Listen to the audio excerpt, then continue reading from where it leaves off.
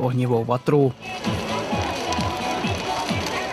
Letos se mi zdal ten oheň lepší, je tady větší teplo. Podle mě zatím jako není větší, ale možná bude. Uvidíme. Příchozí měli možnost sledovat, jak plameny pohlcují čarodějnice a u toho povečeřet. V Ústí nad Orlicí se ukázalo, že oslavit příchod jara lze nejrůznějšími způsoby. František Kusí o IKTV.